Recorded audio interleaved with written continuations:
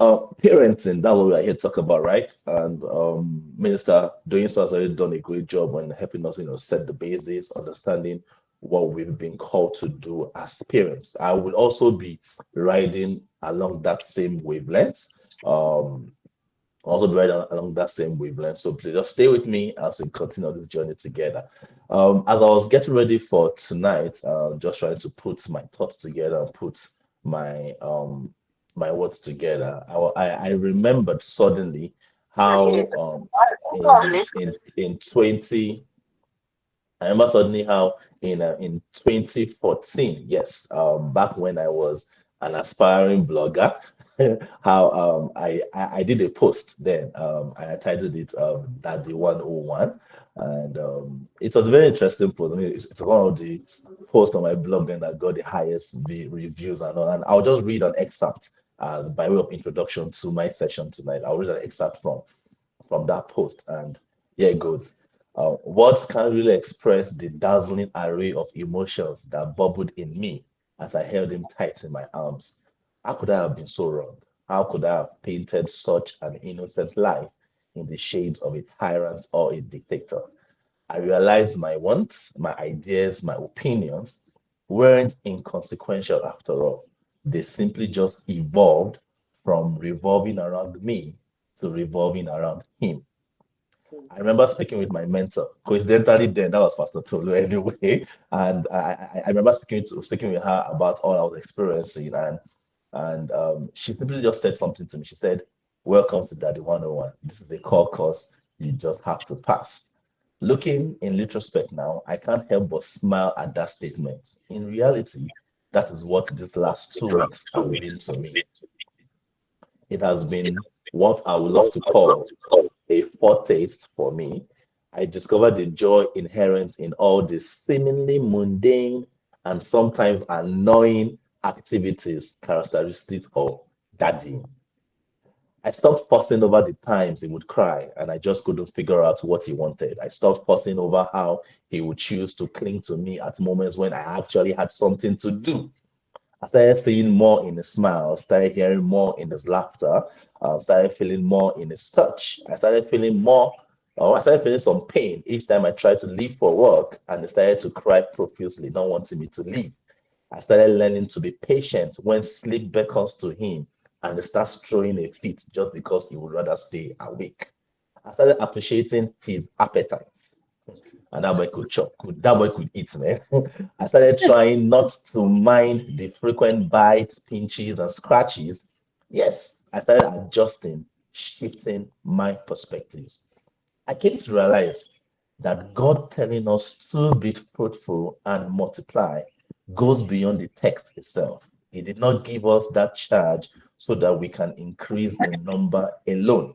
Rather, among other salient and pertinent reasons behind this charge is the chance for man to have an idea in terms he, that's God, best in terms he, that's man, best understands what he, God, feels for us. The hardest part for me was having to say goodbye to him when his parents came for him at the end of 2 weeks. I've come to the conclusion that the next best thing God has given to humanity after the salvation of our souls is the ability to raise children of our own and to parents. And in conclusion, from Psalm 127, verse 3 to 5, say, don't you see that children are God's best gift? The fruit of the womb is generous legacy. Like a warrior's fist full of arrows are the children of a vigorous youth. Oh, how blessed are you, parents, with your quivers full of children. Your enemies don't stand a chance against you. You will sweep them right off your doorstep. All right, so I mean, like it's an excerpt from my post then, Daddy 101. And what had happened to me in that period was my elder sister had to travel, and she brought her son, my nephew. It was 11 month old baby at the time, and she just brought him to us to stay with myself and my parents then, and I actually needed to take care of him, and it was a gruesome experience. But this post here came out of that experience, and I see it as a fitting introduction to what I have to share with us tonight about parenting.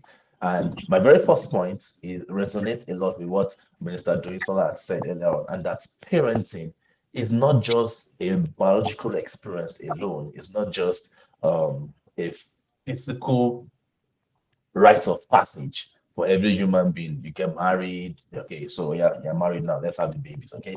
It goes beyond that. Parenting in itself is spiritual. I mean, it is as spiritual as as spiritual can be.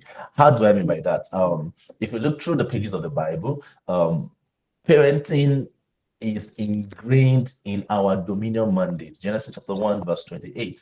After God had just created man and he was blessing man and giving man this dominion mandate, the very first thing he said was, be fruitful and multiply. And I know over time, we can we've had people who have expounded on that scripture to infer being fruitful in career, being fruitful in business, being fruitful in the works of your hand. But inherently, the very first step of that statement was God telling us to be parents, to give birth, to raise children. And it's parenting is inherent in our dominion mandate. So even as we go about enacting our faith, declaring that we are made to dominate, to be to excel and to prosper, the very first step to all that is parenting, is being fruitful as a human being, raising up sons and daughters, and just ensure that that cycle continues.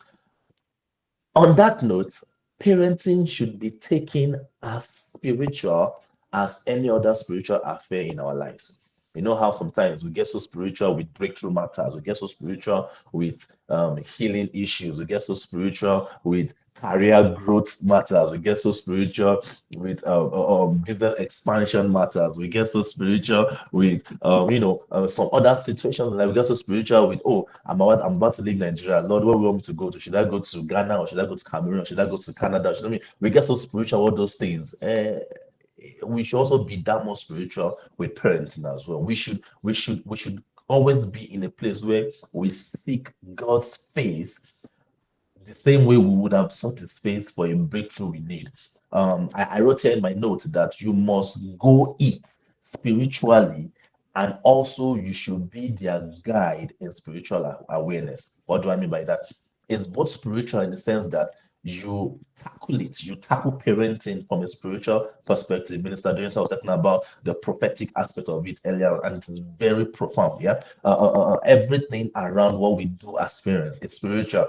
It goes beyond just being able to provide, being able to give them a good education, give them a good, a comfortable house and all. It's spiritual in this effect, but also side by side to that, I beg your pardon, is also the fact that we as parents should also be their guide in spiritual matters, in spiritual awareness. So they learn the basics, the ABC, the 1, 2, 3 of spiritual affairs from us. Okay, we don't we don't delegate it to say, oh, come on, go to church, go and talk to your pastor, or I mean, yeah, Emma Sunday school. Apologies for my Yoruba. Go to Sunday school. I mean, every Sunday, your teacher, what did the teacher teach you today? Sunday school. Oh, our teacher taught us John 16. Awesome. And it ends there. No, it goes beyond that. Yeah, it goes beyond that. You as a parent have that responsibility to guide your children in spiritual awareness. You should be the first prophet they look up to. You should be the first pastor they look up to. They should learn how to attend to spiritual matters the same way daddy and mommy attend to spiritual matters. So my very first point to us tonight is to understand that parenting is is basically a spiritual affair, all right? Ingrained right there in the dominion mandate that God has given to us and the entire mankind. So it applies to me as much as it applies to you. It applies to the pastor as much as it applies to the first timer. It applies to each and every one of us, from the church house to permit us to say to the White House, from the mountaintop to the valley. It applies to everyone. Parenting is a spiritual affair. Second point I'd like to share with us tonight is to understand that God, not only is it a spiritual affair, God is highly vested in how you parent. God is highly interested. I wrote in my notes that God is as interested in how and why you parent. Allow me to refer to parents as a verb.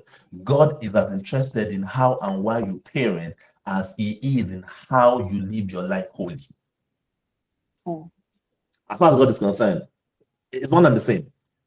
I mean, how Yeah. do I mean by that? We have that instance in Genesis 18, I think verse 19 to be precise, when God had just visited Abraham and was going on to unleash let me use unleash judgment on Sodom and Gomorrah. And verse 19, he paused and he said that and it's verse 18, he said that how will he go and do something and he will not tell Abraham. On one of the reasons he listed for why he needed to bring Abraham in on the secret is the fact that he commands his children and his household after him. That was one of the criteria that made God say, "Hey, this guy is so well a father, is so well a leader. I mean, he just needs to know what I'm about to do in Sodom and Gomorrah." God is that invested in how we raise our kids and all. Another point, another story in the scripture that brings this point to life is also what we see in 1 Samuel chapter 3. We know that story how Samuel was already a young lad in the temple with Eli, and he slept, and God called him the first time.